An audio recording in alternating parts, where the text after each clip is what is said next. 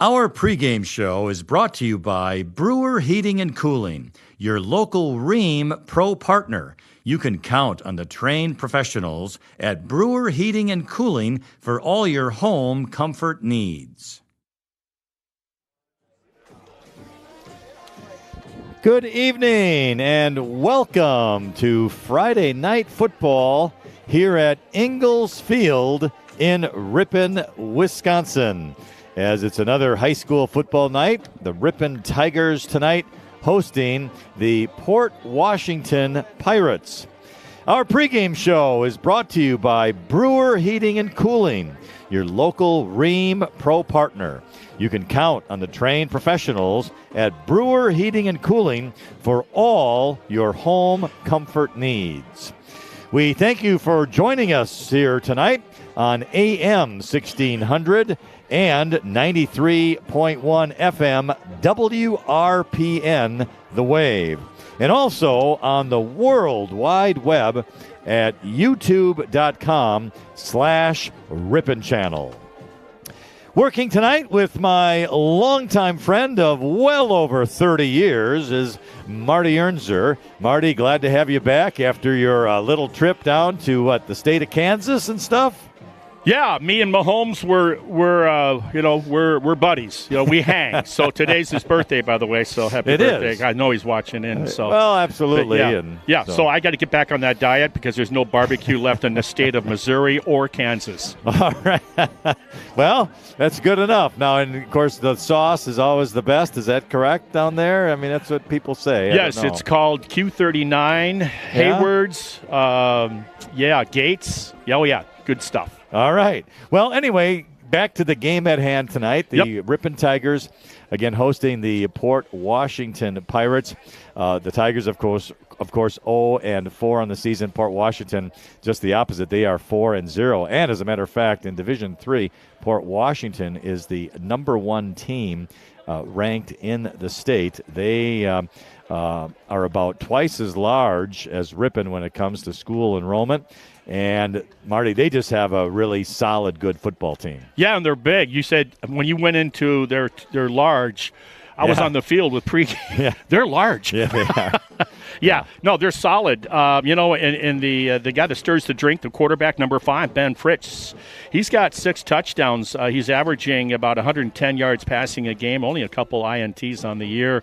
So he's tough. And then his number 1 target is number 1, Josh Arnold. He'll give you about 13 yards per catch. He's got a couple TDs, and he's tough. So, they're loaded for bear. And then watch Logan Niemeyer tonight, number 6. He's the guy that's going to run it up inside the tackles and bounce it to the outside. He's a 100-yard-a-game rusher. So they're complete. They are. Yeah. They're just a good, well-built, solid football team. Now, the Tigers, you're going to be touching base on this a little bit when we have our pregame interview with head coach Mark Bradley. They're a mash unit for sure. 6 starters not playing tonight for Rippon. We can get to the names a little bit later. But they're just – Rippon's a hurting unit, undersized, and tonight it's going to be really a huge battle for the Tigers. Yes, I mean, you're coming off that Sheboygan Falls disappointing home game, and then you got to go you go into the mouth of the lion now. I mean, now you're running shorthanded, and you're playing arguably one of the top teams in the division in the entire state of Wisconsin. So, I asked him about. Well, we'll get to the interview later, but yeah. Well, continuing with our Brewer pregame show, sponsored by Brewer Heating and Cooling. Marty, just going through some statistics. We touched base on this off air. Was if there is a weakness for Port Washington, they give up 162 yards rushing per game. So that's maybe their weakness. Rippon actually gives up a little bit less. But regardless, that would probably be the one weakness for the Pirates. Yeah, you know what's interesting? I looked to see, who have they beaten to go 4-0? Yeah. All two Division I programs. Yeah. Cedarburg Bulldogs and the Grafton Blackhawks. And then, of course, they started conference play with Kewaskum Indians, defending conference champion of the East Central. Now they're down this year with some of their players. And then a win over the Kettle Moraine Lutheran Chargers.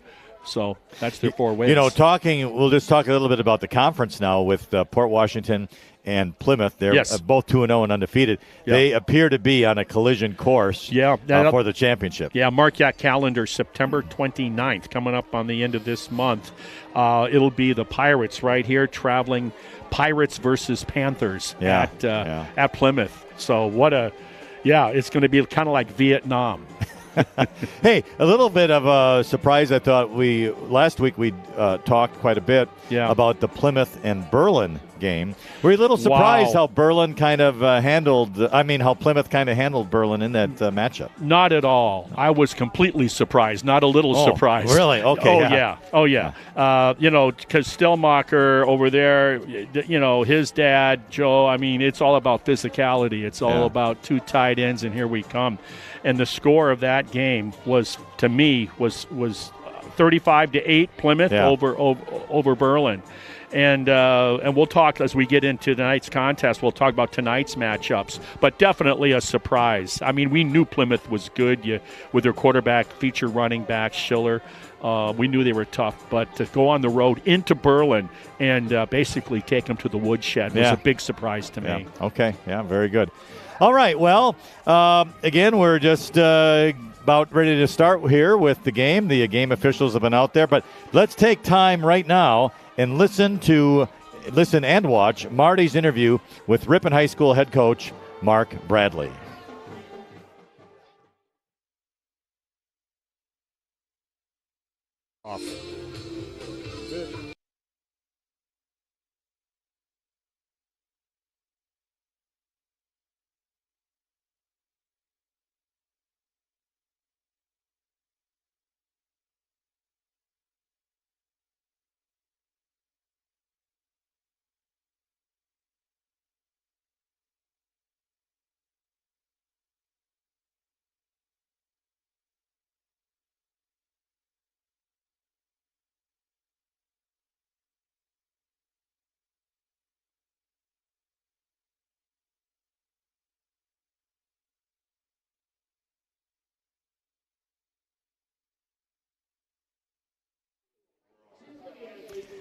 All right, I guess we had some difficulties with that. Hopefully we can get that perhaps aired right after the game or maybe at halftime as well. Okay.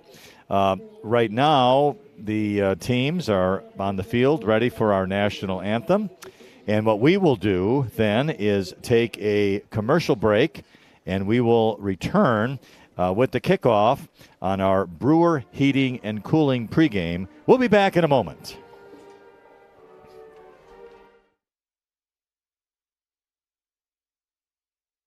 Aroma's Bar and Grill isn't just the place to get authentic Mexican cuisine anymore. Their menu also includes Friday fish fry, Legend Larry's chicken wings, steaks, burgers, and much more. Experience authentic Mexican cuisine and the expanded menu items at Aroma's Bar and Grill. Locally owned and operated on the far west side of Rippon, Highway 23.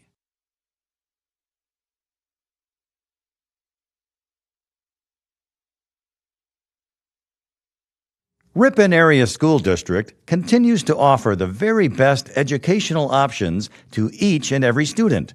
Rippon Tigers are building their future in a high-achieving academic atmosphere supported by a dedicated professional staff who are passionate about education and strive for excellence. Come to Rippon and experience what happens when excellence meets innovation. All right, our Brewer Heating and Cooling pregame show continues as, again, the Tigers are taking on the Port Washington Pirates. I mentioned injuries. 6 starters not playing for Rippon tonight. They include the junior Jordan Perkins, senior Tyler Bradley, senior Riley McCann, freshman John Moreno Valdez.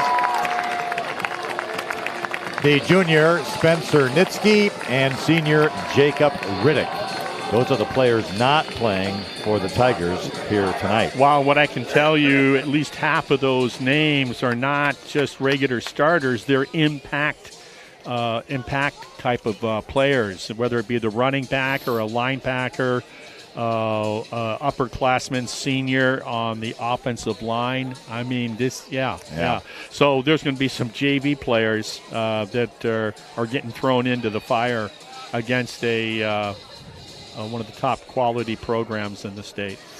Captains for the Tigers tonight were senior Max Huber, senior Kyle Roby, senior Jack Scholzel, and senior Brandon Bame. So they were the captains for the game tonight. The Tigers are going to be kicking off to the Pirates. The Tigers defending the south end zone here at Ingalls Field. It's a very pleasant night for football, that's for sure. Temperature probably upper 60s or around 70. I can check for you here. It's right around 70 when I was looking before I came. Yeah, 69 right now. The castle. Yeah. And there's very little wind or anything like that. It's 3 miles an hour, and just a wonderful evening for high school football. So, if you're in the area, just stop on down, watch a little football, support these young student athletes for the Rippon Tigers. While they haven't won a game yet, they try hard, they work hard, and they deserve community support. That is for sure. Well stated. All right. Well, I'm told that we have the interview, so maybe during one of the between quarters or one of the breaks we can get that interview in here. All right, so we'll try and do that. We have Coy DeFries, who will be kicking off for the Tigers. Again, we'll be going from right to left. He's a left footer. Decent kickoff. Going to be taken by the Pirates at the 20, 25, midfield now to the center. 30, the outside. He breaks one tackle, 35, tries to cut back, but down he goes at around the 36-yard line. And I'm trying to see who made that tackle. The tackle on the play was going to be Christian Cabrera Rodriguez, a freshman. Hey, let me give Eric Cumber, a sophomore, 5'9", 150 pounds. He stuck his nose in there on the edge, and he stayed in there against the train and took the hit, slowed him up till his teammates made the tackle. Nice job. Marty, as you mentioned, Ben Fritsch is the quarterback, a senior for the Pirates. Quick pass out to the left side to the 40, cutting up into the inside 44, and he's going to go down maybe around the 45-yard line. Decent gain, close to 10 yards for Port Washington on the first play. The pass complete to Josh Arnold, a junior. It is going to be a first down out to the 46. The ball is at the left hash mark for the Pirates. Tigers play their base 43 defense. Just underway here. Fritsch back to pass. Going to go to the right. Complete at the 45. A lot of room on that right side. Midfield 45. And it's a nice tackle by the Tigers out there. Carter Kissinger took the hit and did it well. Hey, let me tell you, shook him up a little bit. Carter stuck his nose in there. Another undersized player coming in at 5'9", 160 pounds. Open field tackle, well done. Works with me out at Lasonia Golf Course. Hard worker. Pass was completed to Hewitt Decker. Now Fritsch back to pass. He has a receiver wide open at the end zone. Caught at the 2, and he goes into the end zone. And that is Josh Arnold on a big completion of about 38 yards. Well, that average of 13.2 per catch just went up, and he's now got 3 touchdowns on the year. He averages about 61 yards per game. He's the one we talked about in pregame.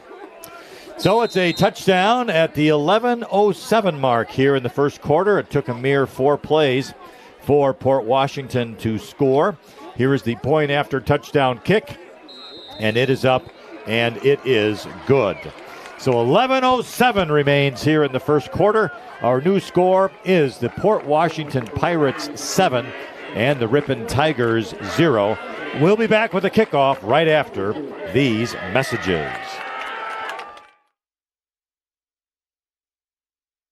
Silver Creek Dentistry offers a truly different dental experience. No upsell, no lectures, never any pressure.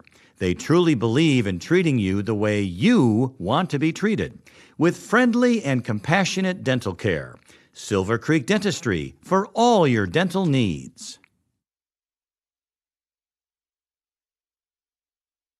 Excellence meets innovation at Rippon Area School District through a commitment to continuous quality improvement.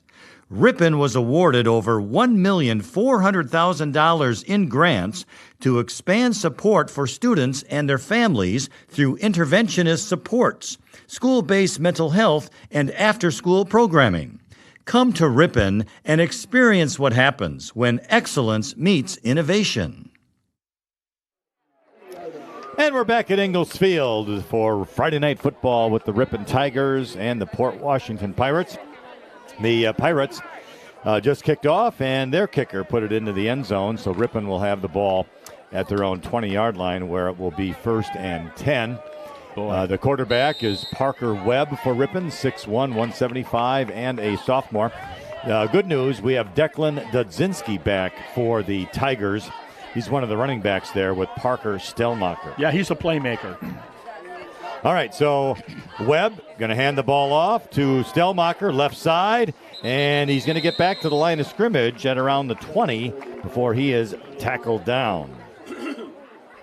So no gain on 1st down. It's going to come up now 2nd down and 10.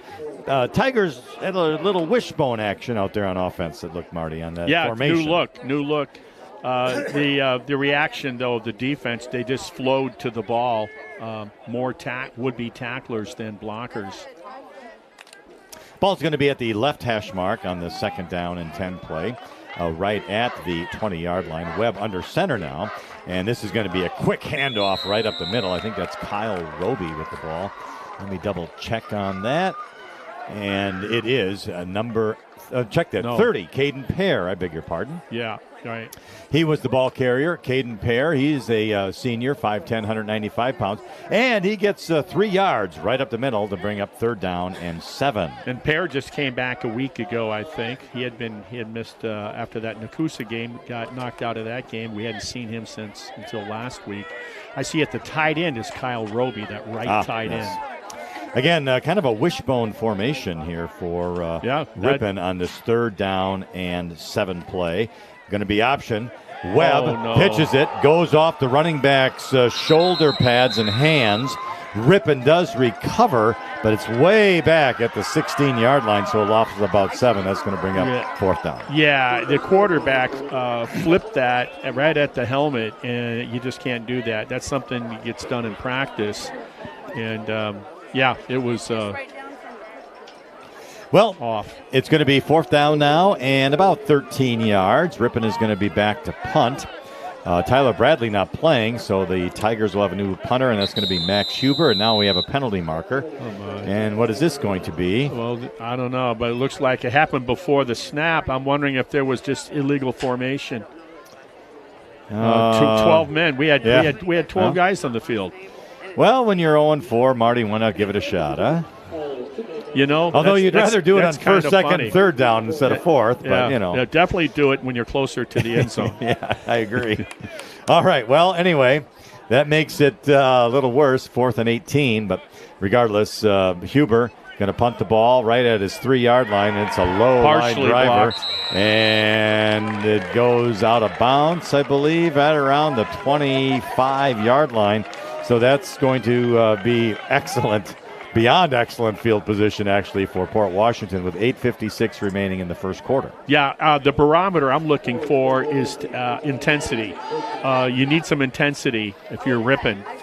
And now the defense, of course, has their back to the wall with the ball on their own 25-yard line. But you got to play with some intensity, particularly on the defensive side of things. Ben Fritsch out of the shotgun gets a screen pass over to the right side. Caught 20-15 down to about the 10-yard line, and that is caught there by Logan Niemeyer.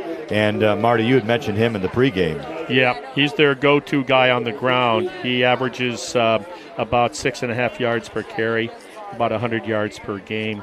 on 46 attempts this year. It was a gain of 15 to the 10. Now a screen pass to the left side, and it's going to be another touchdown. This time again by Joshua Arnold. So 2 touchdowns here for Port Washington with 8:36 remaining in the first. Yeah, my reading the body language right now, my concern is that you're on a losing streak, and young men are impressionable in high school. Do you start to expect it, and then that can be a downward spiral. The point after touchdown kick is good. So if I'm the defensive coordinator, I'm going to rally my troops if I can. Of course, a lot of them are probably on special teams. But head coach, talk to your guys and say, hey, guys, we're out here under the lights. It's Friday night. I know we got our backs to the wall as a club, but we got to play harder than what we're doing so far and let it go at that. All right, 14-0. Port Washington, 8:36 remaining in the first. We'll be back with the kickoff after these messages. Walsworth Printing in Rippon believes a company, like a family, is made stronger when differences are embraced and not condemned. Check out walsworth.com/. Webster's Marketplace in Rippon is proud to partner with Hometown Broadcasting and support Rippon Tigers athletics. Thank you for shopping Webster's Marketplace, your locally owned and operated grocery store since 1987. Highway 23 West in Rippon. Okay, we are back at Ingalls Field. Here's the kickoff, and it's a deep kickoff, and it's going to be taken at the 1-yard line, out to the 10, 15, to the not quite the 20, and the running back was taken down, and that was Carter Kissinger for the Tigers, I believe. Yeah, good snag. Watching this kicker, we've seen him twice now. And right away, I remember your comments at Plymouth with their kicking game. And that kid was good. And when those two teams meet the end of this month, everything seems to be equal. This kid isn't quite as good as he does more line drives. Whereas he doesn't get the hang time. Right, the hang time on that Plymouth kid. That was really that's pretty good memory for our age. No kidding, right? All right, we're at the 17-yard line for the Tigers. First down and 10, pair under center. He's going to hand it off to the running back. This is Stelmacher, nowhere to go. It looks like he's going to lose some yardage down to about the 12 or the 13-yard line. The officials will say the 12. So that's a loss of 5 on the play. There was just nothing there, Marty. I can assure you that's a lousy feeling a running back has when you get that, and it's designed to go off the left edge, and you've got 4 jerseys waiting for you on the opposite color jerseys. Just 4? Okay. All right, it's second down now and 15 from the 12 for Rippon. Now the ball's at the left hash mark, that wishbone formation. Pair waiting, and he's going to be under center here. 43 defense also. And now it's a handoff right up the middle. I believe that's going to be Braden Dudzinski with the ball. And it was a nice hit.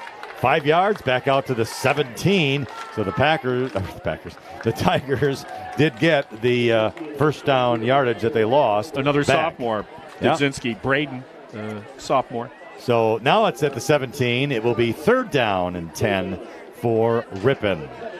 Back in the 70s, it was considered, if you as a sophomore made the varsity, that was really special. Yeah, I agree. And now it's out of necessity.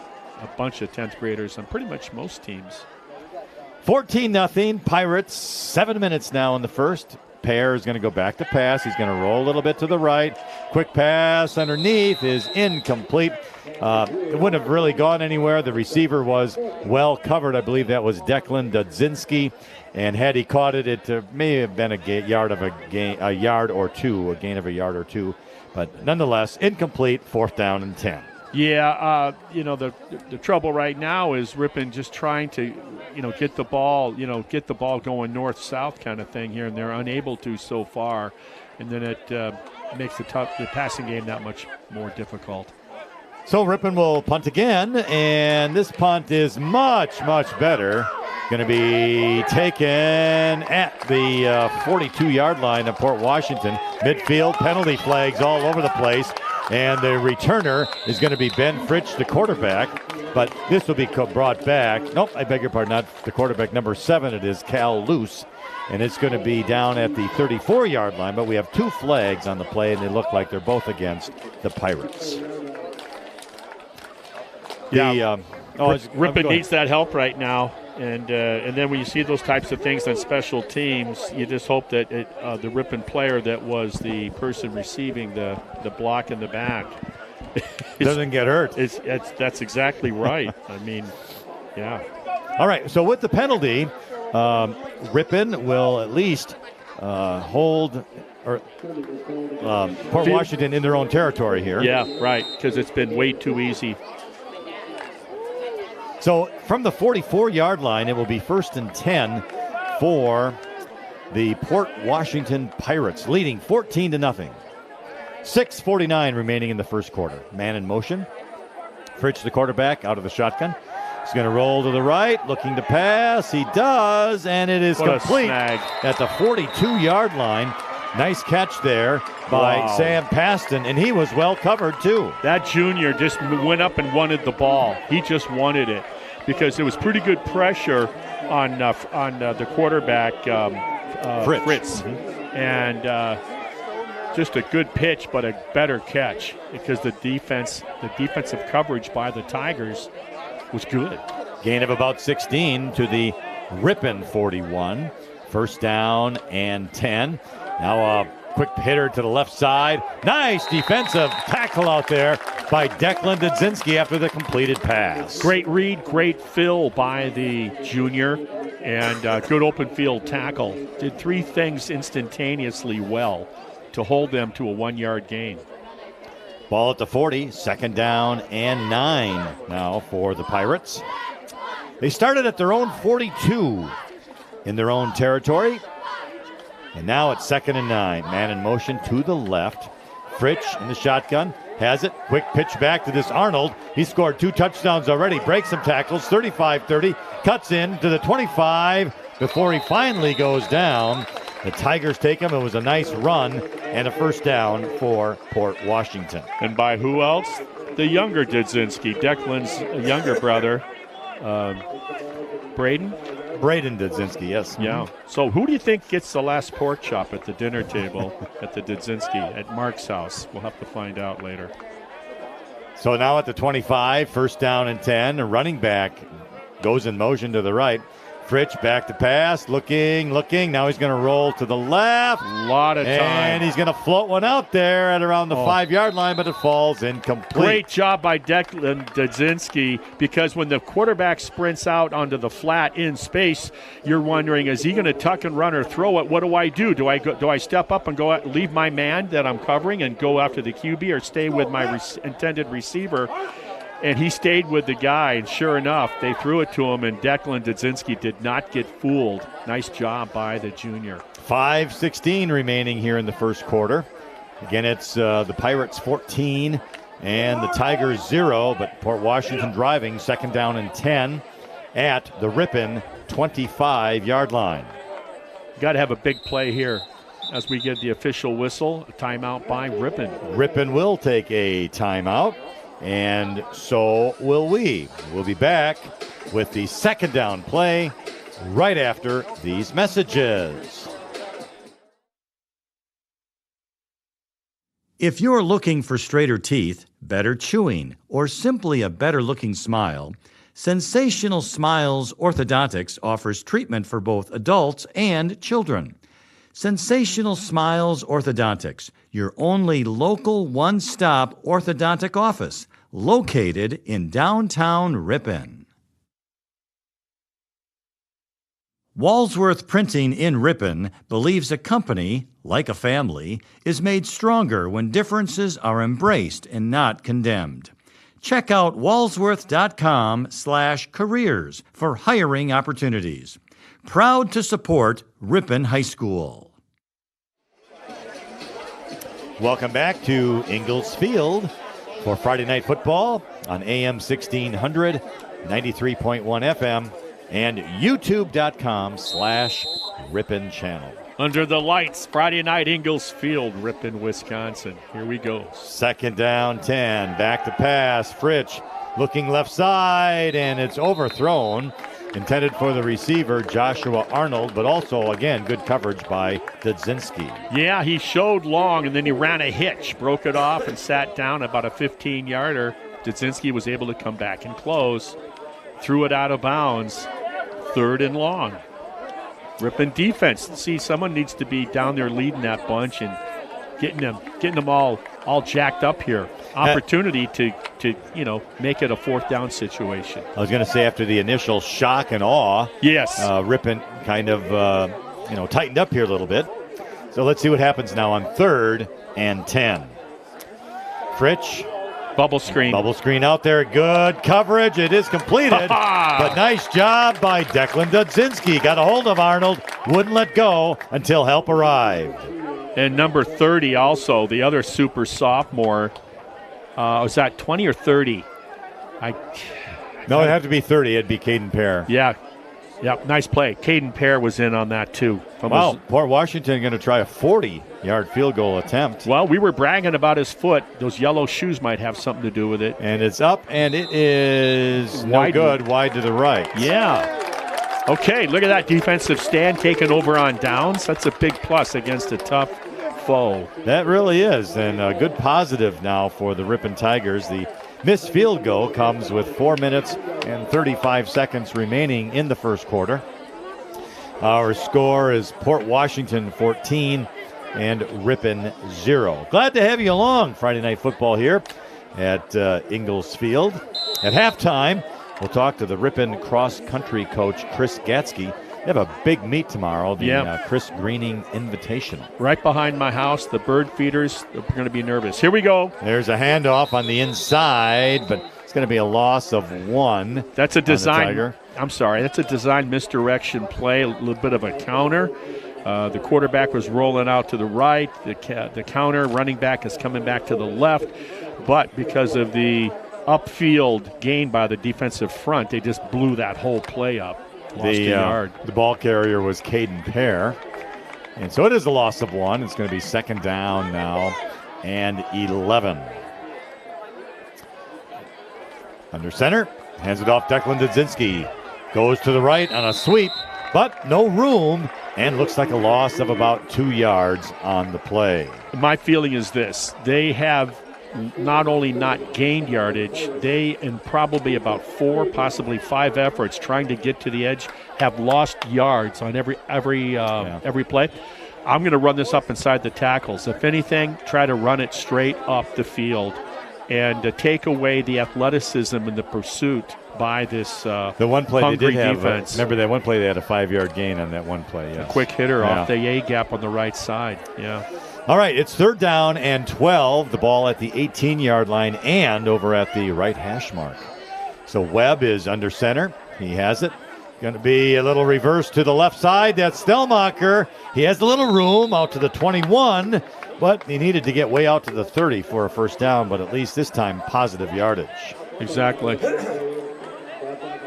So it'll be 4th down for Rippon and about 9 to go. And, of course, the Tigers will be punting the ball. Clock is running.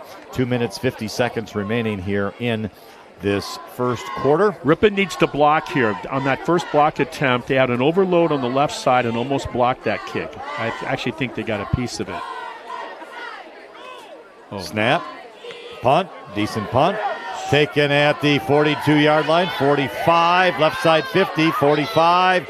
To the 40, nice. And a nice hit by the Tigers out there. Who else? The return was taken by Jaden Lathrop. Number 40 for the Tigers.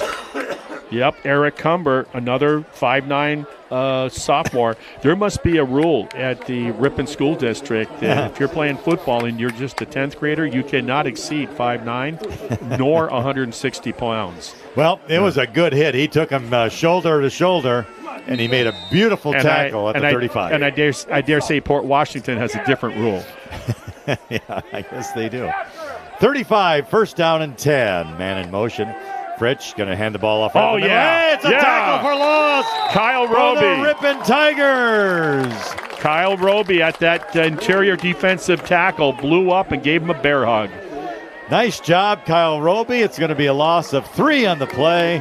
2nd down and 13. So that's got the crowd that's here today. Yep. Some you got to cheering. Got to play with some anger, like your older teenage sister threw a hairbrush at you or something. You got to play angry.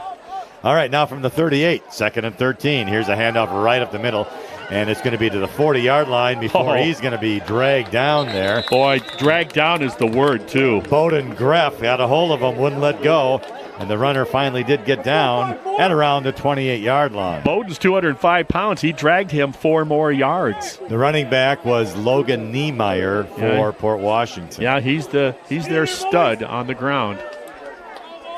It's going to be 3rd down and about 3 for Port Washington. The snap, handoff, Niemeyer. He's going to get tackled for loss again. A host of Tigers playing some heavy D out there. A nice job on 3rd down. At times, you're in sports, and particularly football, and, you feel like, you're being disrespected. You feel like, hey, guys, let's get the wake-up call. This game started a lot earlier than what we've been indicating with our effort. Let's see if we can turn things around. And right now we're seeing different guys on that defensive unit doing just that. And hopefully it'll become infectious. Under a minute now here in the first quarter. It's going to be 4th down and 6, and Port Washington will go for it. Sure. The ball at the Rippon 31-yard line. Back to pass now is Fritz rolling to the right. Gets a toss to Arnold, but it falls incomplete, and the Tigers hold and will get the ball. Yeah, Jack Scholzel, nice job. A little bit of pressure on that QB, Fritz. And that pass never really had a chance because it was down at his feet. Excellent defensive stand, one of the best we've seen this season, particularly when you take into consideration who we're playing. Absolutely. So it's 1st and 10, Rippon now at their own 31-yard line. There's 28 seconds remaining here in the first quarter, and their score is 14-0, Port Washington. At the quarter break here, we're going to play that interview with head coach Mark Bradley that Marty did before the game, so we'll be doing that immediately. Yeah, otherwise I don't get paid for that. That's right. Yeah. A lot of residuals going.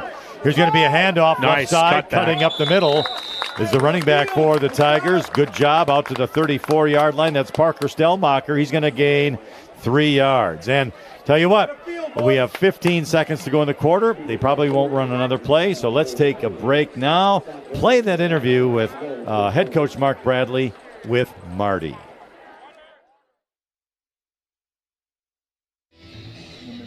Yeah. Port Washington. I had some teammates at Rippon College from Port. Yeah. Hey, whenever you're ready, just I'll give you a countdown. Hi, Coach. Hi, how are you? I was in Kansas City. 2. Joining me is head coach Mark Bradley, and thanks for taking the time out before the game. Yep, thanks for having me. Boy, last week, I mean, if there's a way you don't want to start the game, it's with the opening kickoff. And if that's not a sort of a jaw dropper, Coach, where do you go from there? Yeah, well, we have a new kicker, and so he can kick it deep, and we've been trying to kick it to the numbers, and unfortunately he kicked it down the middle, and our defense is on the edge, and they ran it the other direction and outflanked us out there, and so it's just another learning moment and teaching moment, and we just have to kind of do those little things like we've been talking about. Okay. So now we go from Sheboygan Falls into the mouth of the lion, the Port Washington Pirates in town tonight. They're 4-0. They're averaging over 30 points a game and only relinquishing about, I think I did my ciphering like Jethro, and I think it's about 10 points a game. So, and I looked over there, I saw you have a couple key players out tonight. How does it get better? What do you yeah, it's tough to replace those guys. Yeah. But that's football, and it just gives those other kids opportunities. And we told the team all week that we're shorthanded. We're going in against the powerhouse of Port Washington, but the only thing we can control is ourselves and how we play. And so we're just going to go in it. Everybody's going to play hard, and we'll just keep going at it. Let me ask you a question. I'm climbing into the offensive playbook, even though I played on the clean side of the ball, the defense. Yep.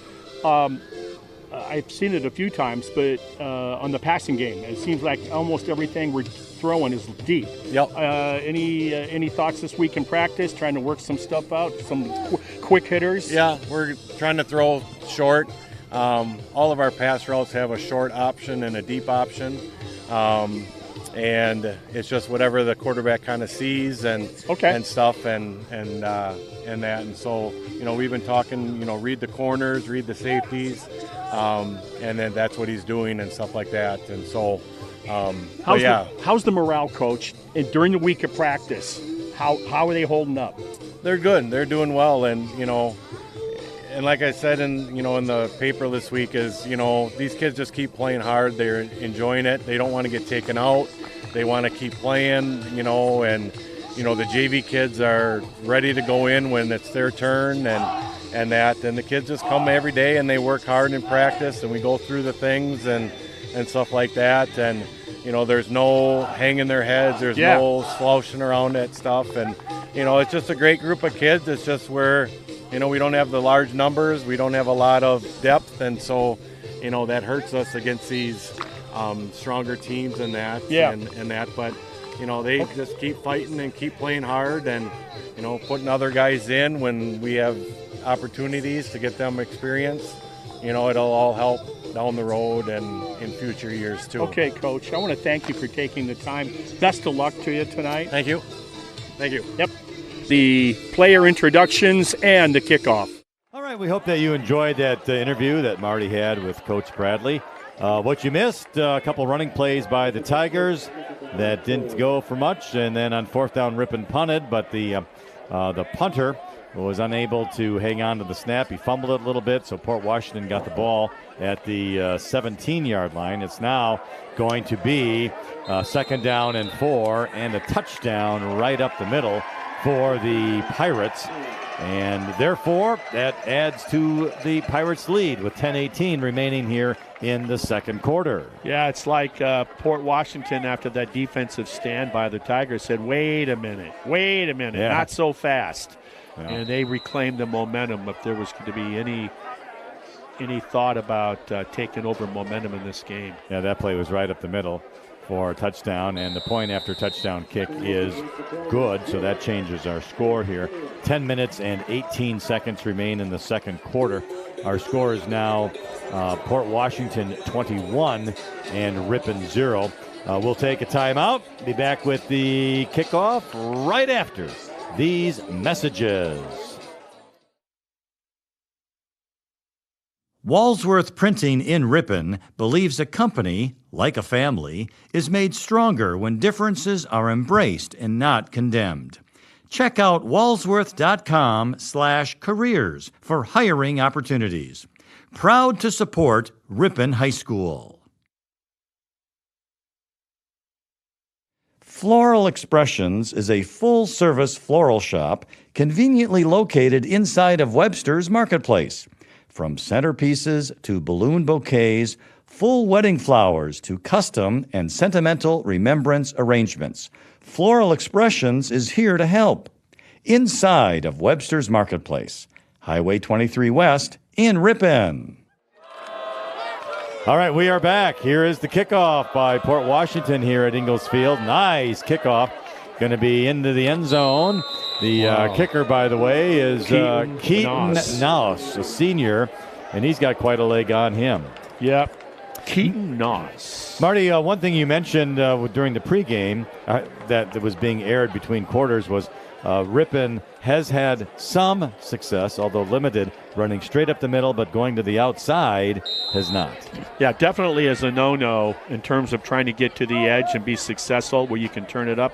No running back tonight so far here in the first half, and we're about almost 1/3 into this contest, has had any type of success off the edge for the Tigers. Here's a pitch to the outside. This is going to be Declan Dudzinski. And Marty, to your point, first and 10 at the 20. This play going to the right to the sideline, loses 2 yards. Here's the issue. Your safeties are creeping up. They're playing downhill because the pressure on the opposing quarterback, Webb, for the Tigers is under duress. Therefore, the safeties can be more aggressive on the run. consequently, they're just flowing to the ball. So when even on a quick pitch that we just saw there, quick pitch to the right, there was nothing there. The penetration by the defense is just too automatic. And the way to remedy that is to be able to run the ball up inside the tackles, the B gaps. And Rippon hasn't tried that too much. Here's Webb, going to go back to pass, going to look downfield, throws around the middle. There you go. It's caught! Declan Dudzinski at the 50-yard line. Oh, and the ball was punched out behind, and it's not out of bounds. Oh. And it's going to be Port Washington ball, I believe. Well, I don't know. Well, the guy that recovered it, his right elbow was on the white, the guy that recovered the ball. Now we got to see. I want to know what the rule is for high school. So it's going to be Rippon ball. You are right, Marty. His elbow was on the white. The ball did not want to go out of bounds. And the poor Washington kid was just too excited. Yeah, they jump on the ball, and he jumped on the white line, out of bounds, even though the ball was in bounds. Yes. So what a job by Declan Dudzinski, though. The ball down at the 24-yard line, where it's going to be 1st and 10 for the Tigers. Beautiful pass and catch. Yeah, I like the idea here that if they could go no huddle. But Port Washington smartly, Coach John Bunyan of Port Washington takes his first time out of the game. Well, I tell you, you talk about a team, Port Washington, that you had just mentioned sneaking up. Those safeties are sneaking up right to the line of scrimmage, and Rippon smartly produces a pass play where Dudzinski gets behind the safety. Yeah, I was about to mention, by the way, how Webb was afforded quite a bit of time from his O-line to be doing what he did, and he released it just as I was going to make that comment. And my goodness, and he throws a strike to Declan Dudzinski. You know, we were talking about how Fritz for them averages about the quarterback. He'll throw that ball on average. Well, here we go. He's got 6 touchdowns, 2 interceptions, 110 yards per game he averages.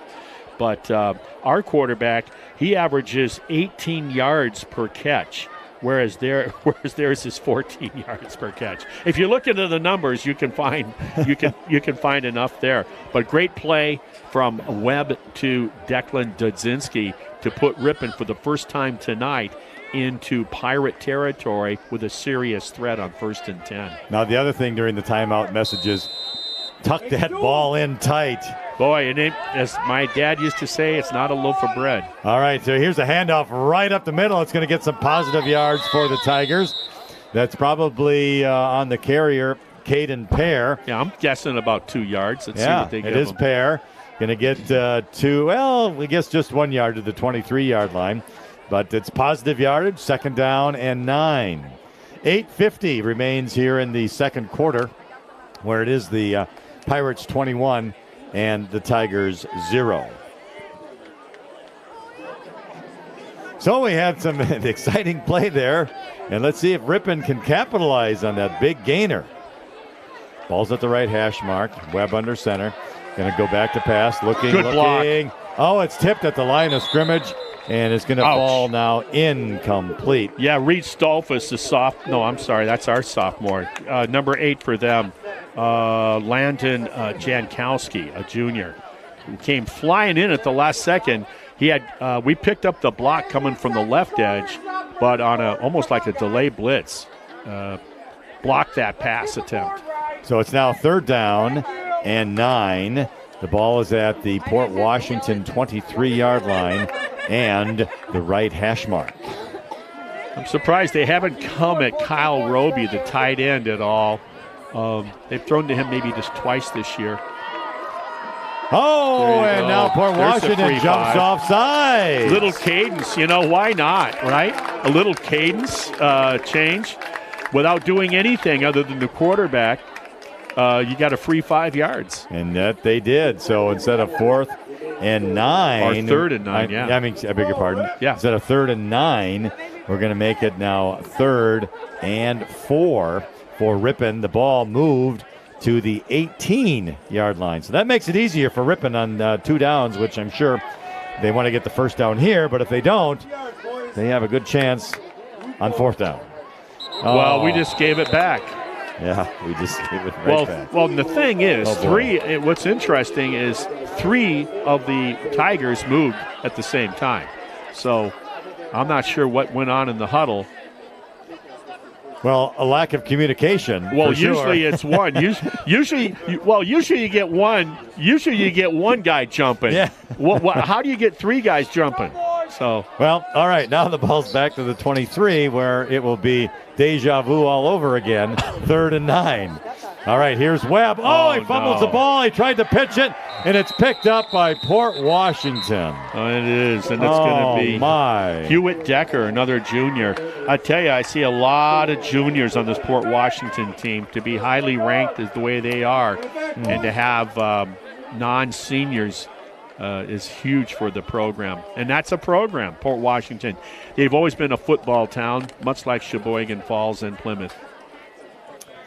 So the ball will be at the 28-yard line after the turnover by the Tigers. 1st down and 10. Ben Fritsch, the quarterback, is out of the shotgun, man in motion. And Fritsch back to pass, looking, throws, caught at the 40, 50 midfield, cuts inside down at around the 44-yard line. For the Pirates is the receiver, and I think that's Landon Jankowski. I'd like to see somebody get their pants on fire in that defensive front. I think they can do some damage if you hustle, get through there, and put some pressure on that quarterback. 1st and 10 at the Rippon 44-yard line, awaiting the snap. Fritsch, handoff to the running back, cuts to Good the outside, blocking. 40, 35, and down he goes. Declan Dudzinski with a nice tackle for Rippon. Declan is one of those guys that knows how to tackle. I mean, it's one thing to tackle somebody low. It's another thing to do it in the open field. We've seen him do that a few times tonight. That's a gain of 9. 2nd down 1 at the 35-yard line. Fritsch out of the center, man in motion to the right. Gets the snap. Oh, that's the run. The receiver who took the snap. And that was Josh Arnold, who throws to the quarterback, who is at the right side, streaking down the sideline. He caught it for a touchdown. Yeah, I saw Bob Highland, St. Mary Springs, do that. It was certainly a trick play. The Tiger defense was caught off guard. Yeah, it's interesting that they would do that. So 7:20 remaining in the second quarter and another score. Coach Bunyan wants to put Rippon away here in the first half. Now the point after touchdown kick is coming up. And this is good. Up and good. So 7 minutes, 20 seconds remaining in the second quarter. Our score is now Port Washington 28 and Rippon 0. We'll be back with the kickoff after these messages.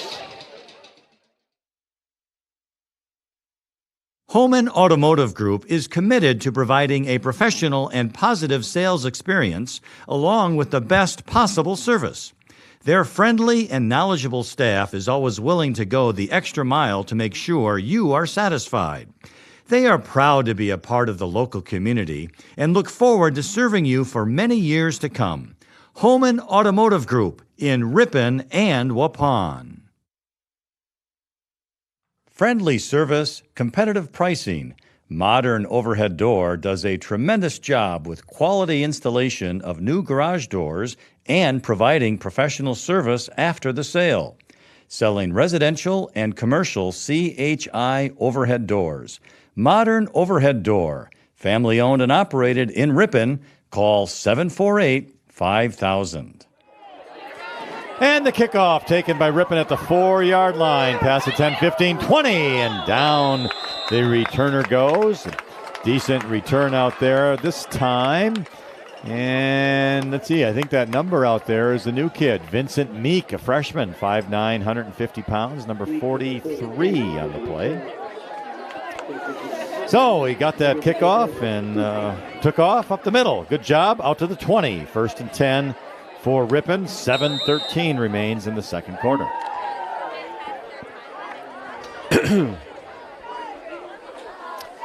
Ball's at the right hash mark. Parker Webb is under center. And he's going to hand off right at the middle. No gain that time by Caden Pear, the running back. but does get back to the line of scrimmage. So that will make it now 2nd down and 10. What a pleasant night for high school football. For the viewers, it's a little warm for the players. Yeah. If you want to be, I'm being exact about it. But, yeah, for us, we love this. This is great. And no bugs, might I add. Yeah, and, it's a beautiful night for the fans. It is. I had a cold last week, and it's been sticking around all week, so I beg your pardon. Marty, one of the things I was going to say, you had mentioned earlier that Rippon had played a pretty clean game, but now in these last 4 or 5 minutes of the second quarter, penalties have creeped up. Yeah, we talked about that during the between the first and second quarter, that they were playing pretty much error-free kind of football, which we've been waiting to see. Yeah. Here's this being week 4, and it's about focus. Well, now it's 2nd down and 15, back at the 15-yard line for Rippon. Webb, going to be a handoff to the left side. Now cutting it back up is Stelmacher. And he will eventually get pushed back. However, he's going to gain about 2 on the play. But that'll bring up 3rd down and 13. Yeah, they have bottled up the rushing game for Rippon from the get-go. And when you have no rushing in high school football, that makes it tough. That it does. Again, our score, Port Washington 28. Rippon 0, 5:45 remaining here in the second quarter. Webb, back to pass, looking, little screen, going to be intercepted at the 18. It's a pick 6, folks. And the interception by Jaden Lathrop, the junior. And I don't know if the receiver wasn't quite ready, but the ball was maybe a little overthrown. Right into the hands of the defender, and a pick 6 of about 20 yards. Yeah, the intended receiver never really turned around from what I could discern on that play. And, that was way too easy for, I'll tell you what, Jaden Lathrop is having a good time. He read that and was untouched. Point after touchdown kick is up and good with 5 minutes and 33 seconds remaining in the second quarter. Our score is now Port Washington 35, Rippon 0. And we'll be back with the kickoff right after these messages. Aroma's Bar and Grill has authentic Mexican cuisine, mouth-watering steak, seafood, chicken, and vegetarian dishes cooked up with a delicious blend of spices and years of experience. You're sure to discover your favorite. Locally owned and operated on the far west side of Rippon, Highway 23. Holman Automotive Group is committed to providing a professional and positive sales experience along with the best possible service. Their friendly and knowledgeable staff is always willing to go the extra mile to make sure you are satisfied. They are proud to be a part of the local community and look forward to serving you for many years to come. Holman Automotive Group in Rippon and Waupun. And we are back at Ingalls Field. The kickoff by Port Washington. Keaton Naus went into the end zone. Yeah. So Rippon will start at their own 20-yard line. It's 35-0. So with 5:33 remaining in the second quarter. That kick was in the air into the end zone. It was. That wasn't hitting the 12-yard line and dribbling in. The mercy rule will be taking effect here. So we'll start having a running clock with the snap of the football. New rule this year. After the first quarter, correct, yeah. So it used to be halftime, but no longer. Third quarter, yep. Okay, handoff to Rippon's Declan Dzadzinski, right side. He's going to get some positive yardage out to about the 22-yard line. So a gain of 2. It'll be 2nd down and 8. That's one of the few times, Marty, that the Tigers have been able to go outside and get some positive yardage. I would say the only time. Could be quite frank about it. That's how effective they've been taking away anything out off the edge against the Rippon offense. Actually, got more than that, Marty. 3. Gain of 4 there. Yeah, I was going to say at least 3. 2nd down and 6 for Rippon. Again, ball at the right hash mark. Webb under center, awaiting the snap. Gets it. Handoff There you go. This is Stellmacher. Stellmacher off left tackle, crosses the 25 out to about the 29-yard line. And it's going to be close to a first down, but probably a yard short. From what I can see, we're now defensively into the second level players, I believe, to a good extent. They are playing some of their non-starters, it looks like to me. Need to get to the 30 for a first down. Ripping out to the 29, so third down and 1. Even a quarterback sneak should get a yard, you would think. Yeah, but for a first down here. Grade-wise, now Rippon's playing against some defenders that are the same grade as they are. Oh, man, and now it's a in-motion penalty. So that's unfortunate, and the ball moved back 5. So instead of 3rd and 1, it's now 3rd and 6. It's just a tough place to be in because normally a head coach is not going to tolerate that. You can't be tolerating that every game from Friday night to Friday night. And but I guess they're so young, they're so banged up. Their program is, he's just let them go and see if they can figure it out themselves. All right, 3rd and 6. Hands the ball off up the middle. I believe that's Declan Dudzinski. Yep. And he's going to cross the 25 to about the 29. So he did get 5 of those yards back. And that brings up 4th down and 1. And I would think Rippon will go for it here. Looks like they are going to. Yeah, no huddle. I like that. And there's that quarterback sneak. And Rippon should, well, maybe not. It's very close. Oh, boy. I don't think he got it. No, I think he's about a football length short, about a foot. We'll see if the officials are generous. Yeah, we're watching that ref coming in from the side. Yeah, they said no, it's going to be Port Washington's ball. Ouch. So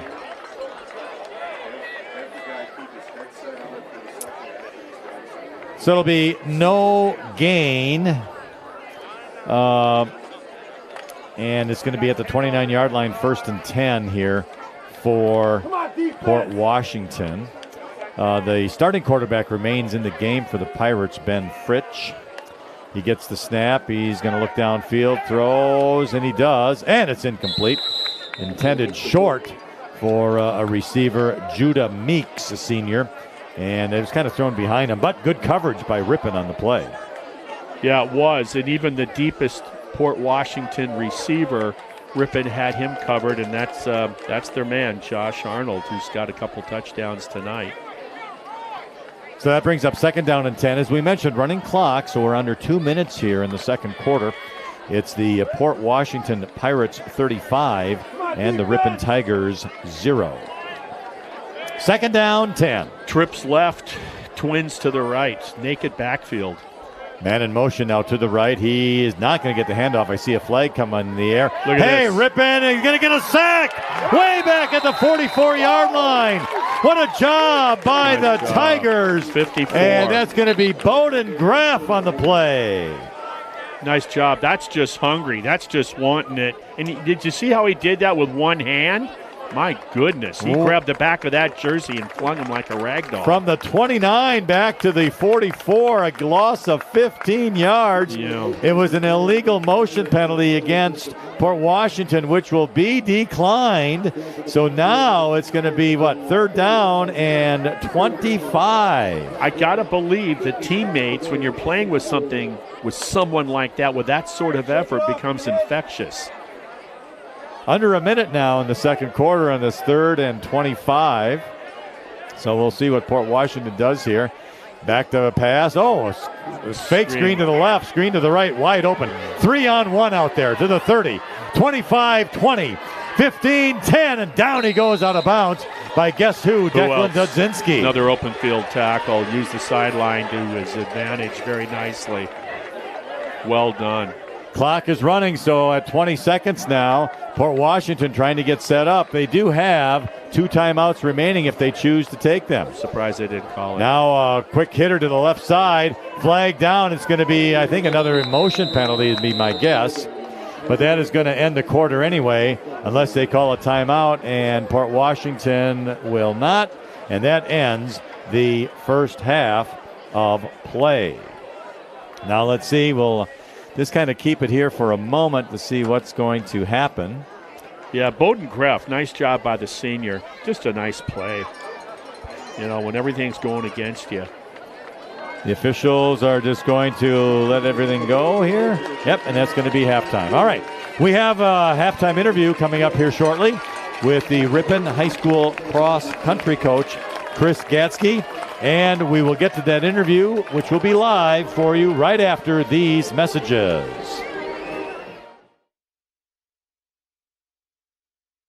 Holman Automotive Group is committed to providing a professional and positive sales experience along with the best possible service.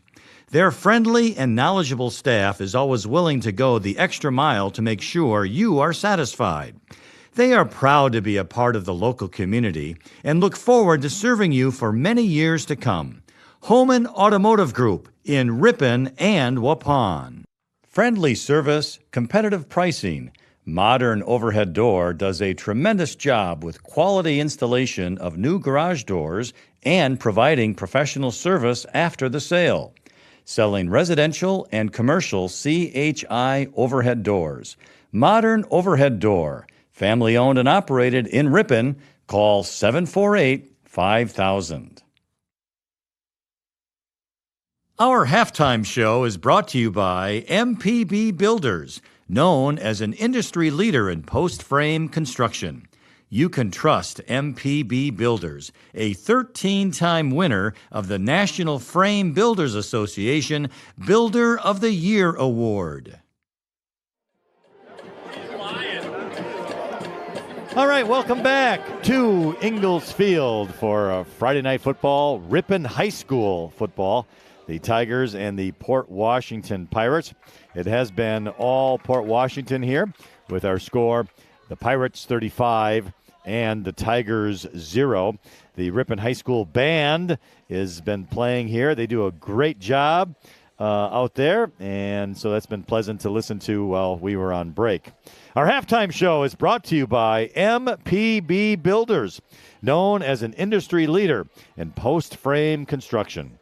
You can trust MPB Builders, a 13-time winner of the National Frame Builders Association Builder of the Year Award. And at halftime here, we want to welcome in longtime cross-country coach and track coach, for that matter, here at Rippon High School, Chris Gatsky. Chris, welcome here to Friday Night Football here on AM 1600, 93.1 FM, WRPN, and youtube.com/Rippon channel. Glad to have you. Glad to be here. Thanks for all that. I know you and I have known each other probably 30 years, if not even longer than that. It's been quite a while. I've been in Rippon since 1989, so it has been a while. But, Chris, you have been the cross-country coach here. Give us, I guess, first off, an overview of cross-country, your team this season. We're still young. We're smaller in numbers than we have been in the past, but that seems to be a trend throughout the state in cross country. There's some programs that are big, but we're finding a lot of them are about our size. We have 6 girls right now and 12 boys, with only 1 senior boy and no senior girls. We have 4 freshman boys on the team, and I think it's 3 sophomores and 3 juniors on the girls' side. So we're young. Comparing last year to this year, we've had some great performances. Every meet we've run this year, we've been at least a minute faster, or if not, on average for people. We've had some athletes that are running 4 or 5 minutes faster from last year to this year, which has been phenomenal. There was a lot of work done in the off season, which is not always the case. Most often the summers are their own, but this year we had a group of both boys and girls that really got together 3-4 times a week, ran on their own, did some neat things, and it's really shown. We were able to change our workouts this year at the beginning of the season and really start to fine-tune rather than having to build that base, because they spent the summer getting the base in. You mentioned you had young runners. Do you have letter winners that have returned for you? Yeah, that's a good thing as well. Jaden Trzynski on the boys' side is our captain. He's the lone senior. He's been there 4 years, so that's a returning. And then our girls' captains, Leah Page and Libby Gotsky, they're both juniors. They've been here for 3 years, and they really, those 3 were instrumental in keeping the the summer program going like we talked about. You have the roster there. Why don't you kind of go through the roster and list the names for us? Sure. Well, on the girls' side, we have Adeline Baird, mentioned Libby and Leah, Amelia Long, Adeline Nodoff, and Victoria Rivera. So they all ran last year. Victoria was kind of a neat one. She started off last year as our manager, and halfway through the season decided she wanted to run, and this year has come out running and has done a neat job going through there. On the boys' side, Aiden Rudinger, I believe you know him. I think he's helped run the soundboard through for a couple of the games here. Yep. Vicente Beltran, Cy Volkman, Jason Vega, Keegan, the names I'm bad at, Bittner. Okay. Jaden Truczynski you mentioned, Landon Garrett, Tyler Brewer, Memphis Skotsky, not another child of mine. That's a cousin. Okay. Joel Neves and Christopher Cox round out our team. So we're doing very well. The group is really melded together. They're having a lot of fun, and when you have fun and the performances start to come down, we're doing well. And so far this year, every race we've run, the team finish for the boys has been the same as the girls. So the first meet we finished third for the boys, third for the girls. Then we took sixth at Mayville for both boys and the girls. Then we took fifth at Berlin for the boys and the girls. So hopefully at some point somebody breaks that trend and we start to move up a little bit. But if we keep placing the same, that'll be all right too. We talk about your summer program that you mentioned regarding running, but cross country, it's more than just running. What do some of the summer workouts entail? Really, the summer workouts, as a coach for years, and you mentioned I've been here for a while. Yeah. I just want the kids to be active during the summer. I don't care if they're riding their bikes, playing basketball, swimming, just get out and do something. I remember several of our teams in years past, they did home run derbies at Murray Park, then got on their bikes and went back over to Barlow Park to play basketball. Mm-hmm. But they were active. But these kids, they did some speed workouts on their own down at the track. As a coach, I don't run those workouts. They do their own stuff. But now during the season, seeing how they've had that base, we're able to do some more speed work, some more fine-tuning, working on form, making their running more efficient so that they're able to go faster throughout the whole meet. Before we talk about your big meet coming up tomorrow in conjunction with Septemberfest weekend, with the cross-country tracks or the courses, discuss how they can vary from school to school. I'm kind of curious about, sometimes they're on golf courses, sometimes they're out in farm fields. I mean, how is that determined, and the length for both the boys and the girls? The length is the same for both the boys and the girls now. They both run 5Ks, which is 3.1 miles. But yes, you're absolutely right. Courses are different. Just for example, here in town, for Rippon's home courses, we've run at Tuscumbia, which is flat but hilly. Mm-hmm. We've run at Rippon College, where we ran up the hill into the prairie, which is extremely hilly. We ran at Murray Park, where you have hills and flat. And now our home course is up to Barlow Park, which is relatively flat. So each course is different. It's as close to 5,000 meters as you can get for each course, trying to keep the start and the finish and working all that out and working with the barriers that you have. But you're right, it's parks, it's around the school, it's golf courses, and each one is different. Times are somewhat irrelevant when we run. We're more worried about where do we place and how do we score. If we want to worry about times, we run track in the spring, because every track is a 400-meter track, and everything's equal. Mm-hmm. Okay, well, we continue with our halftime show, which is brought to you by MPB Builders. And we're speaking with Rippon High School coach, cross-country coach, and also, you're not the head track coach, but you do. Yes, I am. Oh, you are the head track coach too, okay. Chris Gatsky. And tomorrow, Saturday, is a big day, not only for the Rippon cross-country program, but, for the city of Rippon, but it's what Rippon's one of the noteworthy events, the Chris Greening Invitational. And for those listeners who perhaps don't recall who Chris Greening is and why this special meet is named after him, please let us, inform us all, please. In 1997, we came back from the state meet. We were state runner-ups, and unfortunately there was a little bit of rambunctiousness, and there was a car accident, and Chris was killed in a car accident. So we've done the meet ever since then in his memory. Tomorrow is going to be a 12-team invite. Between the high schools and the middle schools that are coming, there's going to be roughly, I think it's almost 500 athletes, 500 runners and their parents and fans and whatnot coming up to Barlow Park. Kathy Greening will be there to help pass out the awards. They're bringing their grandkids along to help make it a family affair, which they've done every year since and have helped out. So hopefully that gives you what you needed to know. Sure. Now, the course at Barlow Park, give us kind of an outline of where the course goes. We run the perimeter. So we start just up by the Rippon Fest Pavilion. We head up towards the Barlow Park School. We run down around the administration building, along the road on the other side, come back.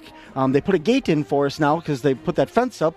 So we go through one gate. They put another gate just for cross country so we can come back into the park, run around the baseball diamond, around the basketball courts, across the road, come back to behind the starting line, and we do 2 laps of that, and then finish just down from where we started. So it's a great spectator course.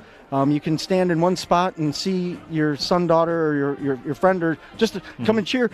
Sure. You can see them about 4, 5, 6 times. Yeah. Now, with the Chris Greening Invitational with 12 teams, we had talked before the football game started here tonight about Septemberfest and what a great event Septemberfest is.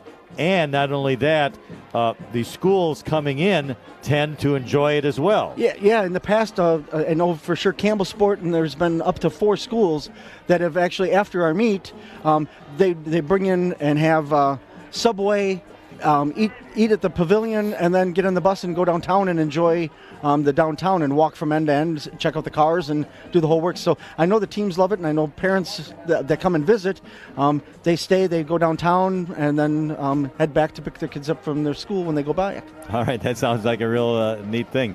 Again, our halftime show brought to you by MPB Builders, known as an industry leader in post-frame construction. You can trust MPB Builders, a 13-time winner of the National Frame Builders Association Builder of the Year Award. Chris, when it comes to success in high school sports, generally the programs always have to start at the youth level. Now, with cross country, is that something that is feasible? And how, I guess, as a coach, does one get involved with the youth to try and build into cross country? Well, we do have a middle school program, the 6th, 7th, and 8th grade. I think it's the only sport that 6th grade does, is the cross country. And the neat thing is we've got some former alumni from the high school program have been the coaches at the middle school level, or parents. So they kind of know what the high school does, bring it along. And the big thing there is to just make it fun. Cross country is running. It's what every sport does for conditioning. If you're not in a sport right now, but you're looking to do a winter sport or a spring sport, you should seriously consider it, because it's not going to put you out of shape. It's going to help get you better. So once you're there, then the group of people that you're with make it fun and enjoyable. But it is hard. I mean, it's hard. There are no timeouts. There are no breaks. Once the gun goes off, you're running a 5K, and you try to do it fast. And the faster you do it, obviously the sooner you're done, and you can enjoy the rest of the day. Yeah. But so bringing it That's up, how I feel when I do mine. a lot of people are. Yeah. So, but just having it be fun for the youth and whatnot. But it's neat to see here at the football game. There's kids running around constantly. I just wish that it would be more of a common thing and whatnot. I remember going and trying to do sign-ups, and everybody said, cross country, I want to do that, but how do you do it without snow? Because everybody thought it was cross country skiing. So that's kind of changed over the time, but yeah, it is one of those sports that you can definitely do to get better.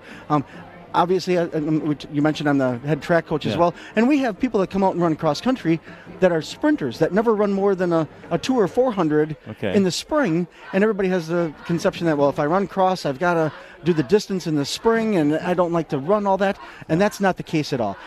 We'll take anybody, have them enjoy it, and then they can run whatever they want to in the spring, or golf, or tennis, or whatever it is.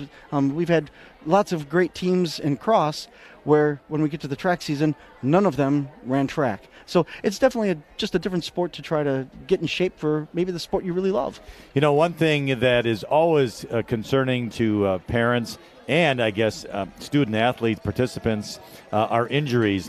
Are there many injuries when it comes to cross country? I'd like to say there are no injuries, but there are. I mean, a twisted ankle, Achilles, ACL injuries, those things happen when you're running.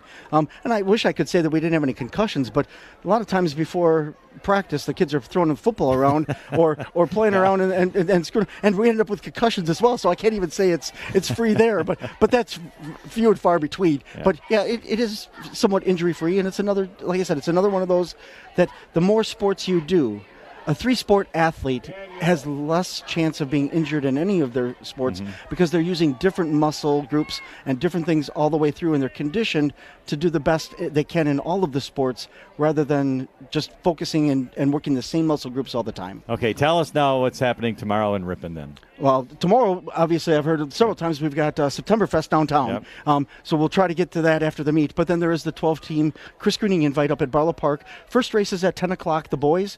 We're running boys varsity JV together. Then we go to girls varsity JV, then the middle school, and then we'll pass out the awards and send everybody down to Rippon Fest. All right, Chris, thank you very much. No, thank you, and thank you to Modern Pole for sponsoring this halftime show. That's right, MPB Builders. Thank you very much, Chris. All right, we are going to get to a timeout, and then when we get to the second half of this football game between Rippon and Port Washington, right after these messages.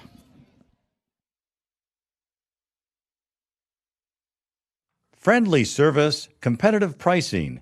Modern Overhead Door does a tremendous job with quality installation of new garage doors and providing professional service after the sale. Selling residential and commercial CHI overhead doors. Modern Overhead Door, family owned and operated in Rippon. Call 748-5000. Our halftime show is brought to you by MPB Builders, known as an industry leader in post-frame construction. You can trust MPB Builders, a 13-time winner of the National Frame Builders Association Builder of the Year Award. Aroma's Bar and Grill isn't just the place to get authentic Mexican cuisine anymore. Their menu also includes Friday Fish Fry, Legend Larry's Chicken Wings, steaks, burgers, and much more. Experience authentic Mexican cuisine and the expanded menu items at Aroma's Bar and Grill. Locally owned and operated on the far west side of Rippon, Highway 23. Silver Creek Dentistry offers a truly different dental experience. No upsell, no lectures, never any pressure. They truly believe in treating you the way you want to be treated, with friendly and compassionate dental care. Silver Creek Dentistry for all your dental needs. Webster's Marketplace in Rippon is proud to partner with Hometown Broadcasting and support Rippon Tigers athletics. Thank you for shopping Webster's Marketplace, your locally owned and operated grocery store since 1987. Highway 23 West in Rippon. Holman Automotive Group is committed to providing a professional and positive sales experience along with the best possible service. Their friendly and knowledgeable staff is always willing to go the extra mile to make sure you are satisfied. They are proud to be a part of the local community and look forward to serving you for many years to come. Holman Automotive Group in Rippon and Waupun. Aroma's Bar and Grill isn't just the place to get authentic Mexican cuisine anymore. Their menu also includes Friday Fish Fry, Legend Larry's Chicken Wings, steaks, burgers, and much more. Experience authentic Mexican cuisine and the expanded menu items at Aroma's Bar and Grill. Locally owned and operated on the far west side of Rippon, Highway 23. And we are back to begin the third quarter. And the kickoff goes. It bounced at about the 2-yard line. And Parker Stellmacher wanted it to go into the end zone, but it bounced straight up in the air. Hey. So he had to take it, and he did a nice job running it out to about the 26-yard line. He did a great job, and he put his head down instead of stepping out of bounds and took the tackler on. I like to see that. So nice job, Parker Stellmacher. He was surprised as all of us when the ball just hit the turf and went straight up in the air at the 2-yard line, so he had to pick it up. All right, so from the 27-yard line, it's going to be 1st and 10 Tigers. The ball is at the right hash mark. They trail in this game 35-0, so we'll have a running clock here to begin the third quarter of play. Here's a handoff over to the right side. Looks like no gain on the play for Rippon, and the carrier was Declan Dudzinski. Next week, Marty and I will be in Jackson to play Kettle Moraine Lutheran. Marty and I are thinking about suiting up for that one. So. Yes, you are. Yes, you are. But that's Thursday night next week, a Thursday night game. So just keep that in mind if you follow Rippon Tiger football. Hey, watch that left interior defensive tackle in this 4-point stance. He gets low. Low man wins. Number 19. 2nd down and 10. Ball at the right hash mark. And it's going to be a handoff. Parker Stellmacher trying to go wide left. No place to go. And he's going to lose some yardage back to about the 24-yard line. So going to be a loss of 3. So it'll bring up now 3rd down and 13. Ball, though, middle of the hash marks there for Rippon. Carter Kissinger is going to be bringing in the play for the Tigers here on this 3rd down and about 13. Our thanks to Chris Gatsky, head cross-country coach, for giving us all the insight on the Rippon High School cross-country team. Been here a long time developing that program. I said I've probably known him as long as I've known you, about 30 years at least. Yeah. All right, 3rd down and 13. And back to pass goes Parker Webb. Look out from behind, rolling to the right. He tosses it, intended probably for Declan Dudzinski, but mainly just to get rid of the ball so he wouldn't get sacked. What did I tell you about 19? That left interior defensive tackle. That was him. He's playing interior defensive lineman, but he's really more of a linebacker sort of athletic build. So he got out on that flat in a hurry. I think Webb thought he had more time than he was led to believe. So the Tigers will punt here on 4th down. Clock running. We're approaching 9 minutes remaining here in the third quarter. 35-0 Pirates over the Tigers. Flag down. Punt is a good one. Going to hit at about the 43 before it's taken by the defender. Makes a couple of moves midfield. Big flag. He's going to score on the right side. 25-20. Now another flag goes down. Three flags are down. And the receiver did not get into the end zone. He's knocked out inside the 5. And one Rippon player got blindsided. That is the flag there on a helpless player. And the other 2 penalties are probably also against Port Washington for clipping or bad blocks in the back. My freshman year, last play of the game, our kicker puts it in the end zone. I start to pull up. I'm on the kickoff team. I got blindsided, broke my ankle. Ooh. Only time I ever had a cast in my life. I noticed you still limp a little. Definite. Well, that's another story there. I don't know when's the last time we saw this much linen on the field. Man, on one return, but that happens though. The returner started to the left, then changed directions to the right. Everyone's kind of looking. They're trying to set their blocks. Yeah. You're right. That's a good point, Lynn, because a lot of times those are not intentional illegal blocks from the back. The Tiger player who was injured, though, he got up on his own accord and strength and made it to the sideline. So he's going to be all right, I am sure. With the penalty, though, instead of the ball inside the 5, it's way back to the Port Washington 35-yard line where it is going to be 1st down and 10 for the Pirates. Got a different quarterback out there now. I can't tell. Number 7. Is that number 7? Okay, it is indeed. Cal Luce, a sophomore. Yeah. Or as we say, sophomore. And the running back out there is number 45, Garrett Kaczynski. He's also a sophomore. Name like that, he should be playing in Berlin. Now what? Oh, personal foul. Okay, now they're changing it. Decline. Oh, they're declining it. And they're going to make him Are they re-kicking? Yeah, they're going to do fourth down. Yeah. They're going to redo fourth down then. Okay. They had a discussion. Yeah, well, that's an interesting decision. Whatever. Well, just the idea that it took that long for them to come to the officiating crew to say, okay, here's where we're at, and here's your options.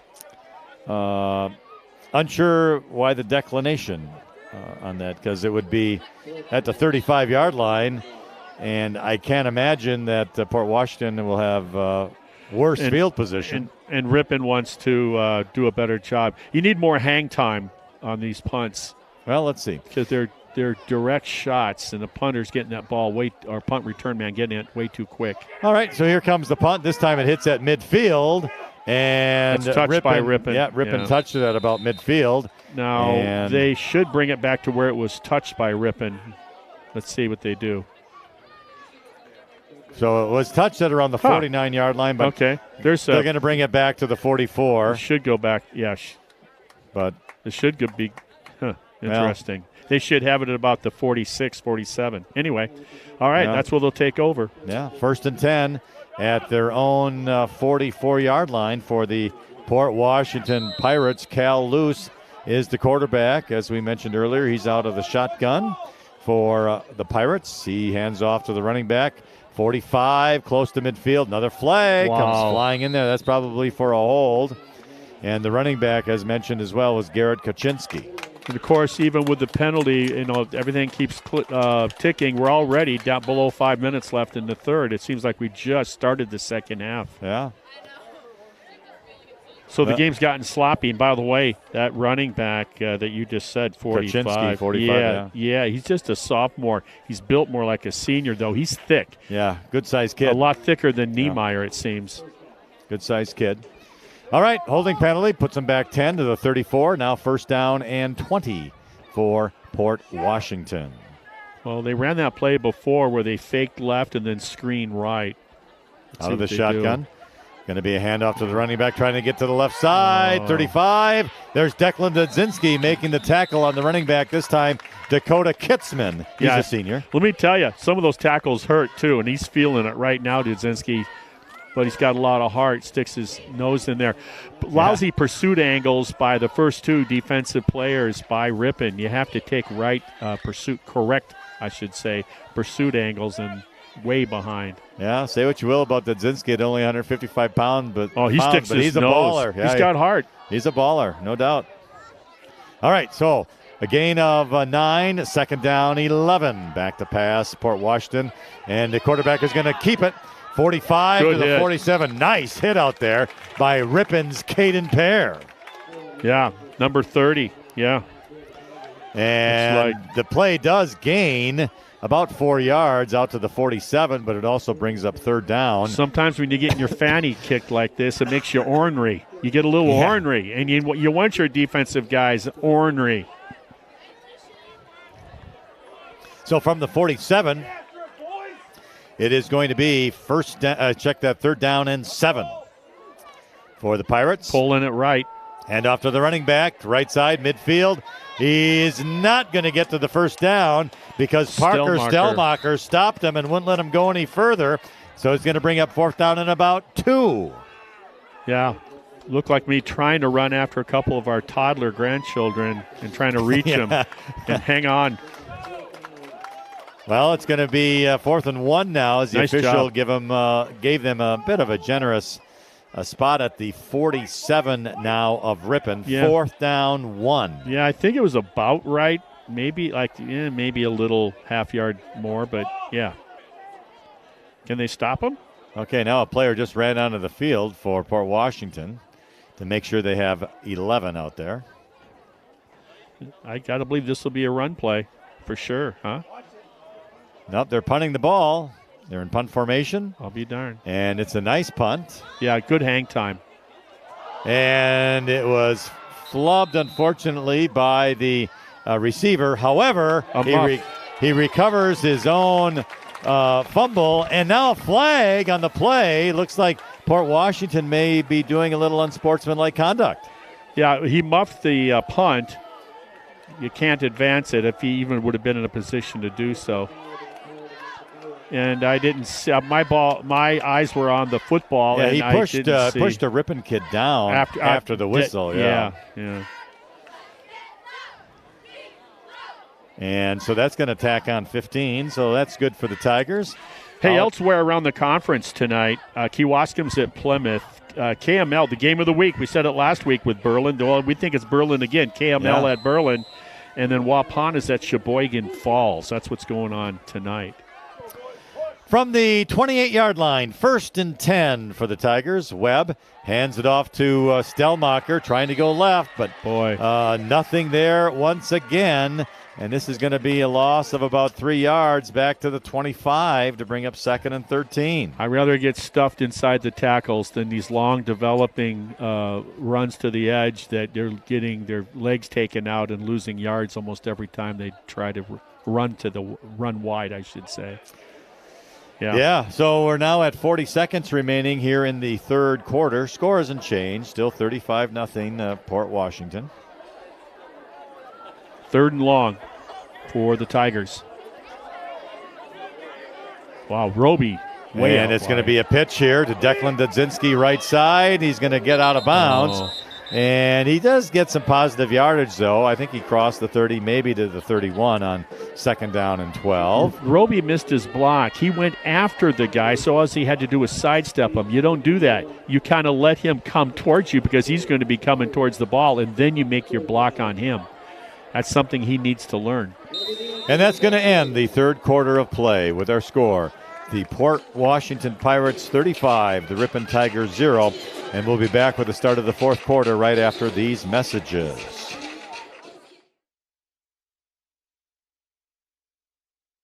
Hometown Radio, the home of the Wave and the Bug, is your local source for news, weather, and sports.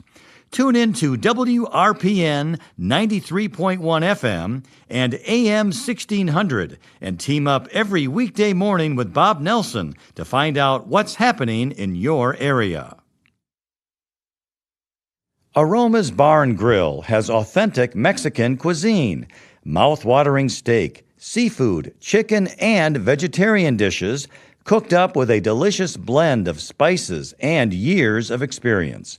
You're sure to discover your favorite.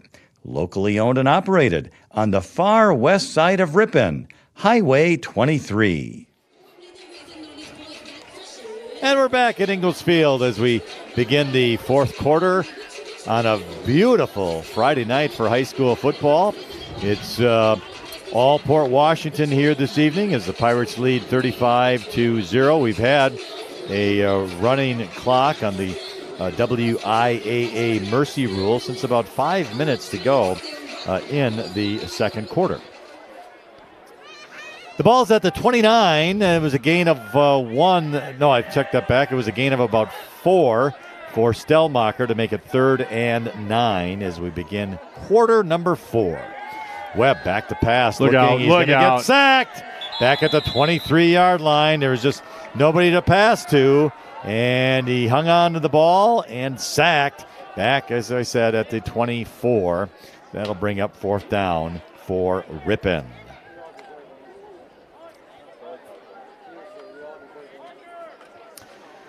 All right, at the 24, Max Huber's in back to punt. Rippon in punt formation. A receiver deep here for Port Washington. He's standing at his own 40-yard line as we await the snap here. And there it is. Decent punt. Going to hit the right sideline, though, and go out of bounds at around the 48-yard line is where Port Washington will begin this drive. So under 11 minutes, and as we mentioned, next week, Thursday is a game. Marty, you had an interesting thing. There's 3 conference games on Thursday next week. Yes, Berlin at Kewaskum Thursday night. Sheboygan Falls at Port Washington Thursday night. And, of course, Rippon travels to Kettle Moraine Lutheran. You talked about that earlier in Jackson for Thursday night evening. The only Friday night game, Plymouth at Waupun. Port Washington on first down and 10. Looking, the quarterback is going to, he breaks free from 2 Tigers, but he's still going to get sacked behind the line of scrimmage way back to the 42-yard line. The Tiger defense wouldn't give up on the quarterback, Cal Luce, and it's a big sack for Rippon of about 6-7 yards to the 42. You know, that's another thing. I kind of did a unofficial helmet count on the sideline pre-national anthem. I counted about, 46, 47 suited up Port Washington players. There's got to be some pretty tired Rippon players right now. No doubt about it. All right, second down, 16. The ball carrier, 45 midfield, another flag. And Port Washington is been doing some clipping, and another opportunity there, clipping or a hold after the ball carrier gets into Rippon territory. Good stiff arm by the ball carrier, I might add. Old school, nice left hand to the helmet, to the face mask area. Got him an extra 4 yards. There's a face mask against Rippon, so penalties will offset, so they'll replay the down. I didn't see the face mask. But, of course, I was kind of watching a little bit behind the ball there. And it may not necessarily have even been against the ball carrier either. So it's going to be second down and 16 once again for Port Washington. The ball located on the left hash mark. Here's a quick pitch. And nice tackle out there. Bowden Graff making sure that the ball carrier maybe a yard or 2, nothing more than that. No, if that. Maybe no gain. Yeah, maybe no gain indeed, down at the 42. So that'll bring up third down and 16. Good defense there by the Tigers. At times, the defense for the home team has had their moments. And I think when you're thin on numbers and you're not getting wins, it makes it tough on both sides of the ball.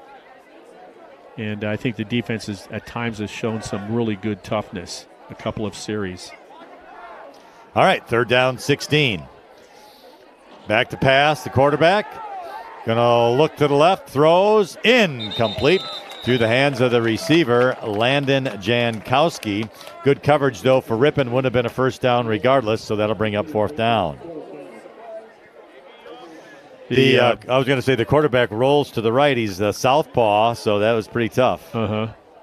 Yeah, exactly. Right. Yeah, especially for young kids, unless they really have done that since they've been, grade school, throwing across your body is definitely a talent. Speaking of talent. So Port Washington gets the snap. Here's the punt. Nice kick. Yeah, it is. And going to be taken at the 25-yard line, and the Rippon Tiger ball carrier goes down, and that is the freshman, I think it is, isn't it? 43, I believe. 43, yeah, that's going to be Vincent Meek, yes, the freshman, 5'9", 150 pounds. Like I said, 5'9", 150, it's a prerequisite.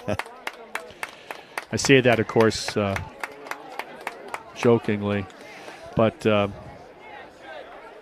really the big play tonight was Webb to Declan Dudzinski on that pass play.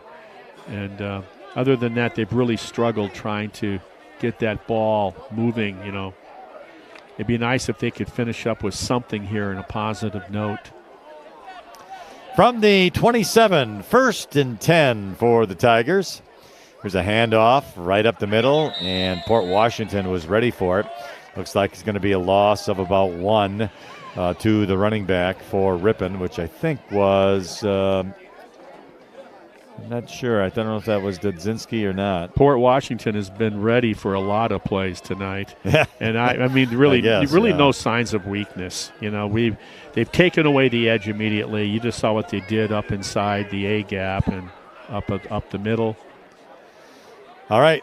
It's going to be Nolan Dragalovic, the quarterback, on a nice pitch to the left side, but no gain on the play as the running back was Eric Cumber. So it's going to bring up now 3rd down and about 12. 5 minutes, 35 seconds remain in this game. He'll pass here. 35-0, Port Washington. Look for something out to the right, out to the flat on a pass, about a 6-7 yard pass maybe. Dragalovic back, goes to the right, nice little screen and completed, but the running back just couldn't get in front of those pursuing Port Washington players. Complete out there to Dylan Martina, the sophomore. No, these guys are off their blocks so quick that they're there waiting before the ball is even caught. I mean, they read well. Their reactions, their quick feet. You know, if you get quick feet and desire, you can play football. So that brings up 4th down and about 12. Tigers going to go for it here. Again, Dragalovic, the quarterback. He's back to pass, looking to the throws to the right. Incomplete. The receiver pretty well covered out there on the play. That receiver, by the way, was Steven Brunhofer, a sophomore, but he's 6 feet tall. Yeah, these guys getting in now for Rippon. I mean, it's a big wide eye opener. If you haven't played against a team like this, it doesn't matter what the score is or the game. In the waiting minutes of the game, you're a 10th grader, 9th grader. You're out there, and the nerves are definitely there. I'll tell you. All right, 1st down and 10 for Port Washington. Handoff up the middle, 25-20. He's going to cut to the outside. Inside the 10-yard line is the running back for Port Washington. Boy, that is what a nice Andrew tackle. Redman, a sophomore. Yeah, and I want to say that Steven, number 34, Steven Brunhofer, another sophomore. Hey, 6 foot 165. Good tackle on the play, yeah. Must have transferred into Rippon. That was a nice tackle from behind to drag him down. Ball's just at the 10, so it's going to be first and goal. And a fumble by Port Washington, but the quarterback was able to recover. But it's going to be a big loss back out to the, 14-yard line.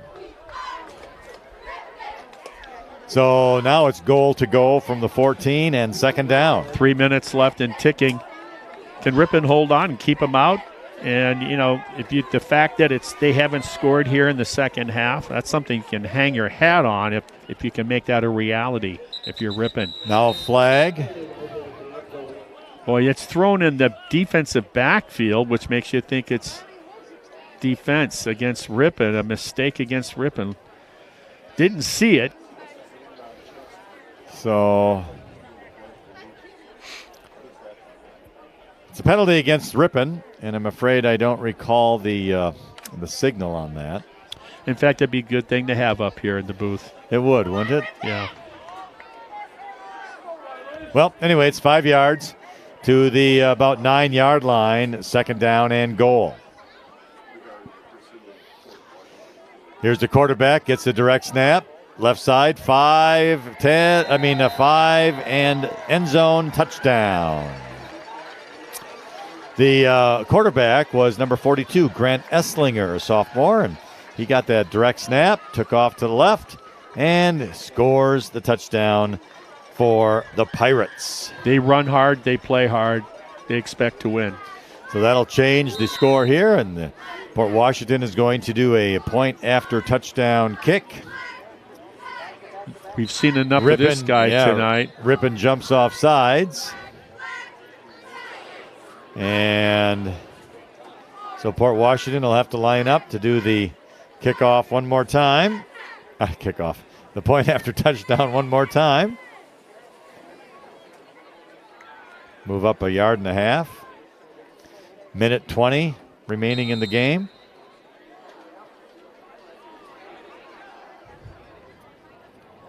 And there's the snap. Kick is up. Nice good. kick. It's good. So, with now under a minute remaining in the game with a running clock, our score is the Port Washington Pirates 42 and the Rippon Tigers 0. And we'll just keep it here because the clock is running here, and we'll probably just have enough time to get the kickoff. Maybe Rippon will be able to run a play. No one's going to call a timeout or anything with the score the way it is. And that gives us an opportunity to talk a little bit more about Kansas City and barbecue. Let me tell you, if you were to move there, you better bring your stretch clothing because the brisket, the ribs, the sausages, the baked mac and cheese, I mean, it just went from good to greatness. And then the last night we were there, we hit Stroud's pan-fried chicken. Let me tell you, pan-fried chicken with mashed potatoes and gravy, homemade from scratch, cinnamon biscuits, or rolls, I should say. Well, it's a good thing you're wearing black tonight because you're looking kind of trim. Well, yeah, and it's kind of a little dark up here in the press box too. All right, well, there was no I'll stay kickoff. seated. I'll be the last to leave. Yes. Well, there was no kickoff as the clock ran down into 0, so the final score now is the Port Washington Pirates 42 and the Rippon Tigers 0. Hey, we're going to go back at it, aren't we? Next Thursday. On the road, folks. And that's going to be down in Jackson, Wisconsin. We're going to Jackson. As Rippon will take on KML, Kettle Moraine Lutheran. Those fighting Lutherans, yes. That's right.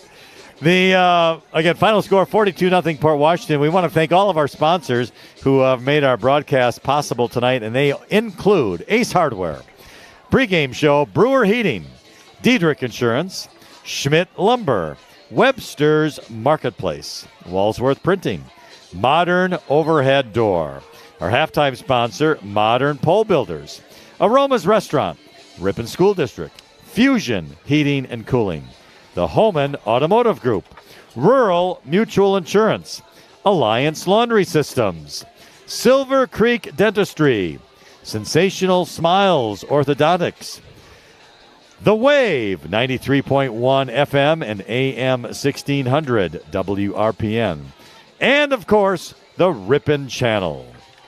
So again, our final score is the Port Washington Pirates 42 and the Rippon Tigers 0. We want to thank Sarah Kesich, who I saw earlier today, for handling the board duties out there on Radio Road. It is very much appreciated, and of course, she always does a great job. And she's good, too, with her ads. I hear her all the time. All right. So thank you to Sarah. Thank you to the listeners and the viewers here on our broadcast tonight. We appreciate you listening in and also watching. For Marty Ernser, I'm Lynn Krause. We hope that you have enjoyed our broadcast. We certainly have enjoyed you listening and watching. So until next Thursday, when Rippon travels to Jackson to take on KML, have yourselves a pleasant weekend, and you have been listening to Rippon